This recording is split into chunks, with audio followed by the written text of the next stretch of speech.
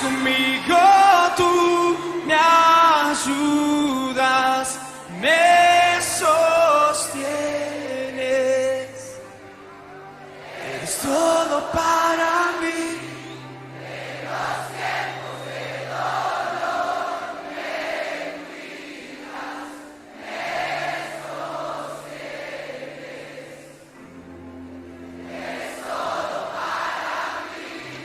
Tú estás conmigo, tú me ayudas, me sostienes, eres todo para, dígalo fuerte.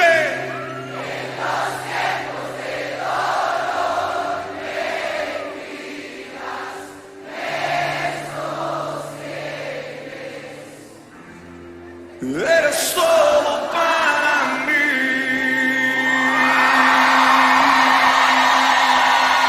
Damos gracias a Dios por este día y vamos a llevarle una palabra, ¿verdad?, que Dios puso en mi corazón y que tiene que ver mucho con lo que celebramos este mes en la iglesia, que es el mes del evangelismo. Amén. Vamos a entregarle este tiempo al Señor para que Él tome control. Amado Dios, Padre Celestial, Señor, te damos gracias, mi Rey, por este día, Señor, por todo lo que tú has hecho en nuestras vidas. Padre, ponemos por delante de ti en este momento esta palabra que tú has puesto en tu siervo, Señor, para que sea de bendición para cada hermano que escucha esta palabra y sobre todo también para aquel, Padre, que no conoce de ti, que tú por medio de esta palabra, Señor, toques el corazón de aquellas personas y puedan llegar a tus pies. Te damos gracias, Señor, en el nombre de Jesús. Amén. Gloria a Dios. ¿Verdad? Como dijimos, este mes en nuestra iglesia celebramos el mes del evangelismo. Así que pues Dios puso una palabra en mí que tiene que ver mucho con esto. Así que nosotros los varones generalmente nos encantan las películas de acción. Yo recuerdo cuando estaba niño me gustaban mucho las películas de vaqueros, de indios y vaqueros y toda esta acción que había en estas películas. Y recuerdo bien que en estas películas había un campamento, ¿verdad? Un campamento que estaba cercado y en la parte de enfrente del campamento siempre había una torre alta que sobresalía sobre las murallas de ese campamento y siempre había una persona que vigilaba, ¿verdad? Se rotaban los turnos y había una persona que siempre estaba allí, o sea, 24 horas había un vigilante, ¿verdad? En la palabra de Dios en Ezequiel 33 Dios lo llama el atalaya, amén, o un centinela, es equivalente a un centinela como le decimos, ¿verdad? Entonces, en relación a eso, vamos a leer la palabra de Dios en Ezequiel 33, desde el versículo 1 al versículo 9. Amén. Vamos a compartir la palabra en el nombre del Padre, del Hijo y del Espíritu Santo.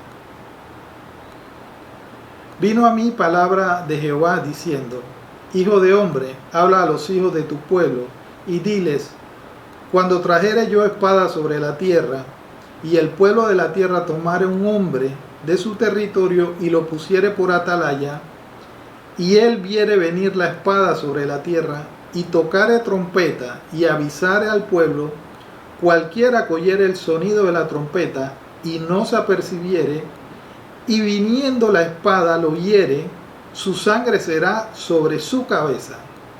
El sonido de la trompeta oyó, y no se apercibió. Su sangre será sobre él, mas el que se apercibiere librará su vida.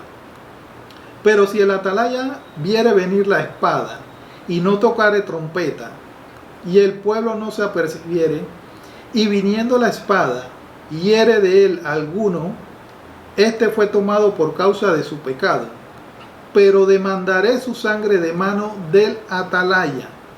A ti pues, hijo de hombre, te he puesto por atalaya a la casa de Israel. y oirás la palabra de mi boca y los amonestarás de mi parte. Cuando yo dijera al impío, impío, de cierto morirás, si tú no hablares para que se guarde el impío de su camino, el impío morirá por su pecado, pero su sangre yo la demandaré de tu mano. Y si tú avisares al impío de su camino para que se aparte de él, y él no se apartare de su camino, él morirá por su pecado, pero tú libraste tu vida. Gloria a Dios, ¿verdad? Por esa palabra.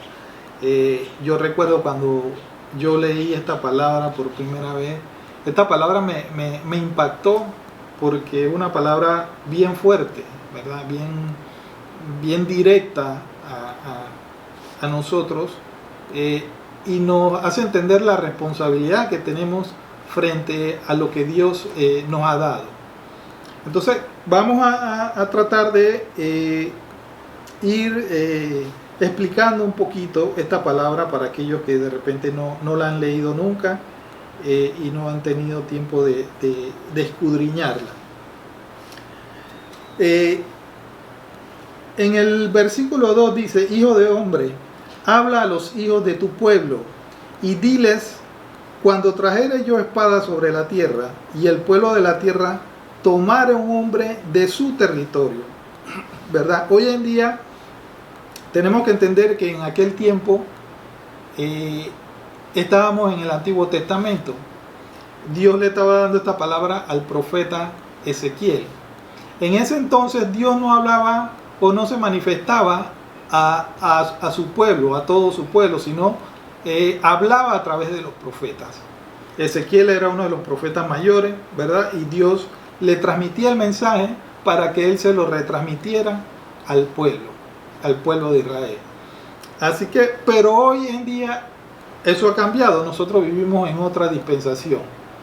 Y cuando Cristo murió en la cruz, dice que el velo del templo se rasgó, se rompió en dos, ¿verdad? Eso nos da a entender que nosotros podemos entrar directamente a la presencia del Señor y hablar directamente con Él.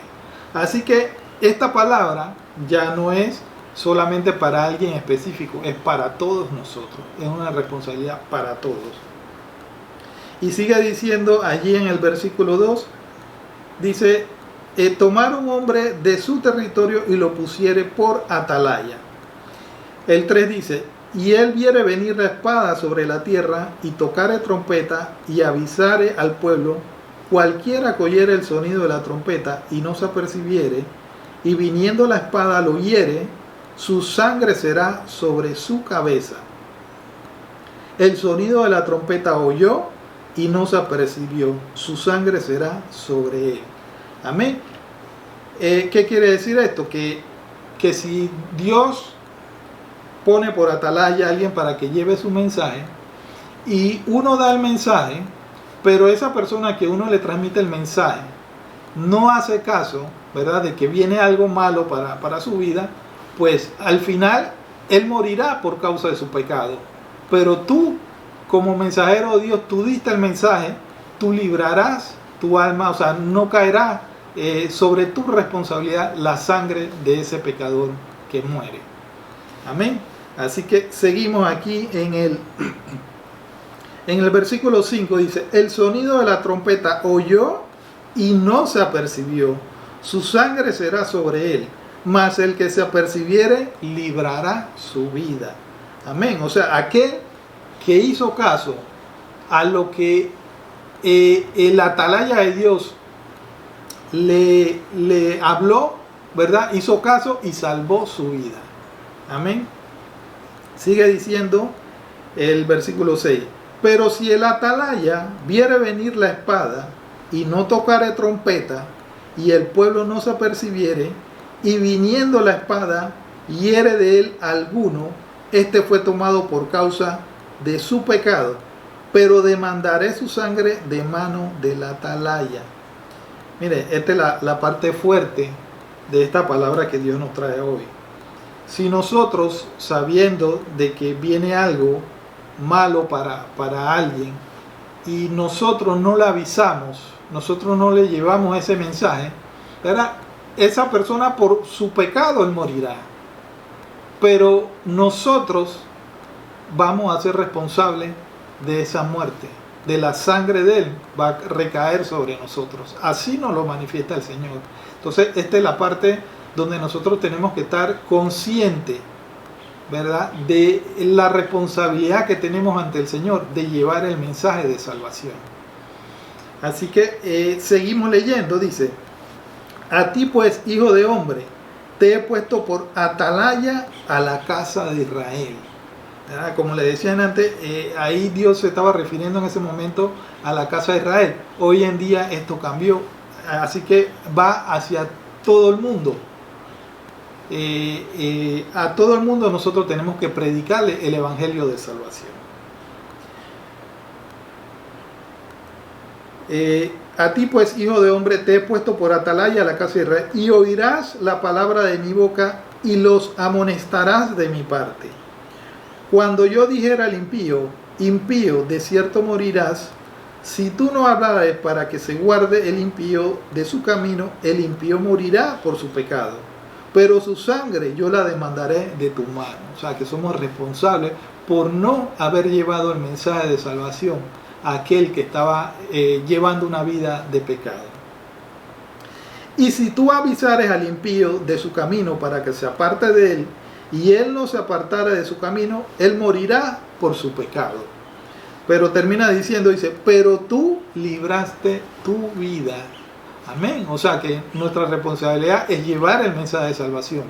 Si la persona o las personas que uno le lleva ese mensaje de salvación no hacen caso de lo que tú le estás diciendo, entonces ya tú no eres responsable del pecado de esa persona. Si esa persona muere, pues ya Dios no va a demandar esa responsabilidad sobre ti, porque tú hiciste lo que Dios te pidió, ¿verdad? Entonces esa es la gran responsabilidad que nosotros tenemos.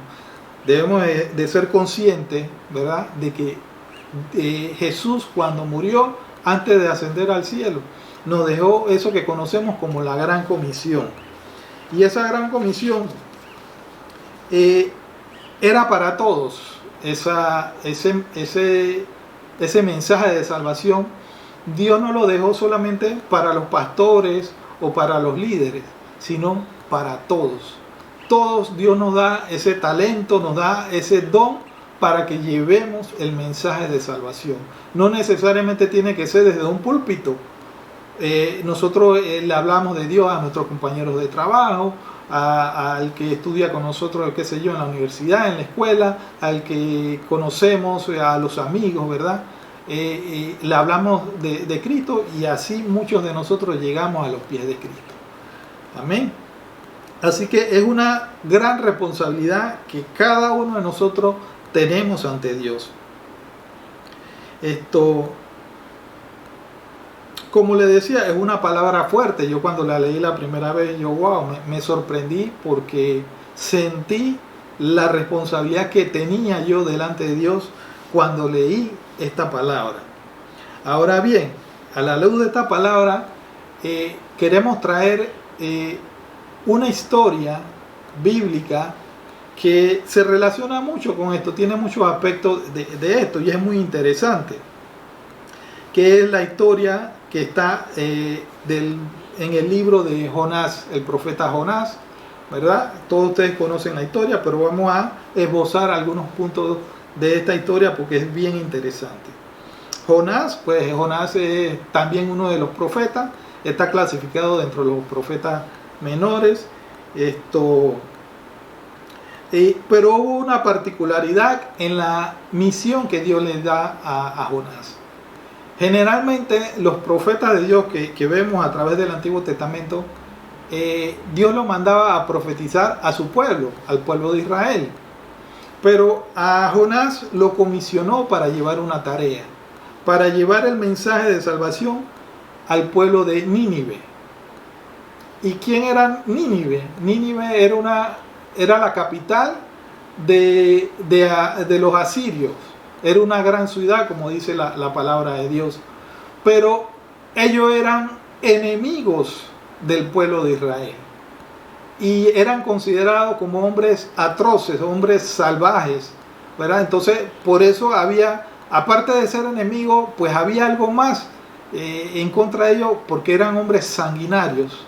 Entonces, cuando Dios comisionó a Jonás para llevar este mensaje, Jonás en primera instancia se rehusó. Vamos a leer en el capítulo 1 de Jonás, el versículo 1 y 2, que dice así: Vino palabra de Jehová a Jonás, hijo de Amitai, diciendo: Levántate y ve a Nínive, aquella gran ciudad, y pregona contra ella, porque ha subido su maldad delante de mí.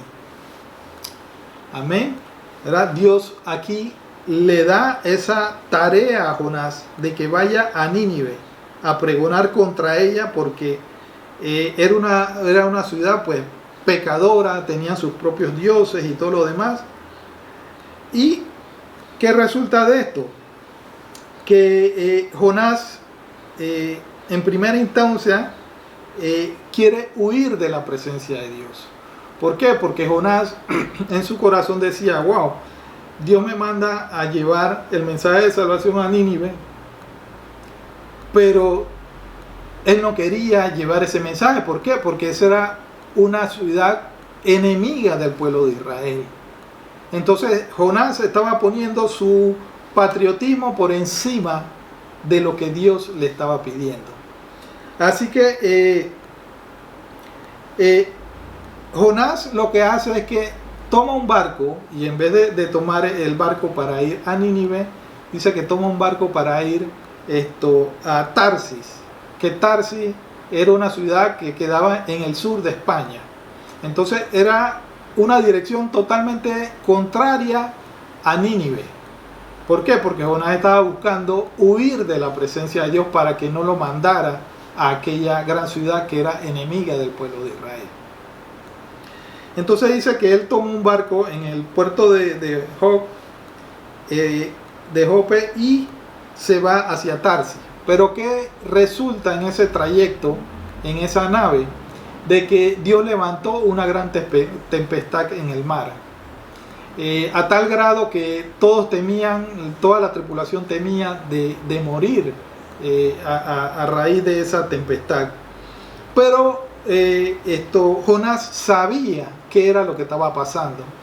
Entonces relata la historia en el libro de que los tripulantes clamaron cada uno a su Dios, ¿verdad? Y dice que más adelante que ellos echaron suertes para determinar a raíz de quién era la responsabilidad o sobre quién recaía la suerte por el cual estaban pasando esa situación en ese barco. Y dice que la suerte recayó sobre Jonás. En efecto, fueron a hablar con Jonás, y Jonás pues en efecto aceptó que la situación que ellos estaban viviendo, el peligro que estaban viviendo, era por causa de él. Así que él mismo le pidió de que lo echaran al mar. Así que pues esta tripulación lo tomó y lo echó al mar. Dice que una vez lo echó al mar, la tempestad se calmó. Jonás, cuando fue echado al mar, dice que Dios envió a un gran pez y se lo tragó. Y Jonás estuvo dentro de ese pez 3 días y 3 noches, dentro de ese pez. Y dice que Jonás oró al Señor, ¿verdad? Arrepentido de lo que había hecho, pues oró al Señor. Y dice que el Señor hizo que ese pez lo vomitara en tierra firme. Así que una vez Jonás en tierra firme, el Señor de nuevo le habló a Jonás. Y ahí lo vemos en el capítulo 3, desde el versículo 1. Leemos lo que dice esta porción de la historia de Jonás. Dice: vino palabra de Jehová por segunda vez a Jonás, diciendo: levántate y ve a Nínive, aquella gran ciudad, y proclama en ella el mensaje que yo te diré. Y se levantó Jonás y fue a Nínive conforme a la palabra de Jehová. Y era Nínive ciudad grande en extremo, de 3 días de camino, Y comenzó Jonás a entrar por la ciudad camino de un día, y predicaba diciendo: de aquí a 40 días Nínive será destruida. Y los hombres de Nínive creyeron a Dios y proclamaron ayuno y se vistieron de cilicio desde el mayor hasta el menor de ellos. A mí me llama la atención algunos aspectos de esta historia, ¿verdad? Que queremos resaltar. Primero que nada, pues Dios, o nuestro Dios, era el Dios de Israel. Dios levantó ese pueblo para que fuera su pueblo y Él fuera el Dios del pueblo de Israel.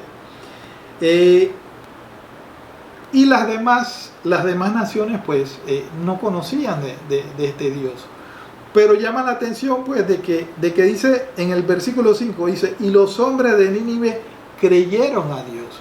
Y hay algo también curioso ahí, porque Jonás, siendo israelita, va a esa nación enemiga a llevar un mensaje de salvación, de que se arrepintieran de su mal camino, para que no Dios los matara, porque decía que de ahí a 40 días iba a ser destruida la ciudad. Y vemos cómo, si nos ponemos del otro lado de esa nación enemiga, o sea, cómo ese pueblo le creyó a este hombre que era del pueblo enemigo de él. Y yo simplemente lo resumo en que el poder de Dios, el Espíritu de Dios cayó sobre esa gran ciudad, y de esa manera ellos creyeron al mensaje de aquel hombre que era de una nación enemiga.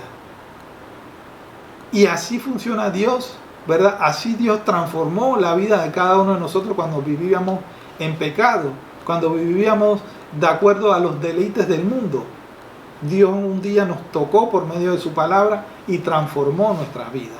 Así mismo hizo con este pueblo, con esta gran ciudad de Nínive. Y sigue diciendo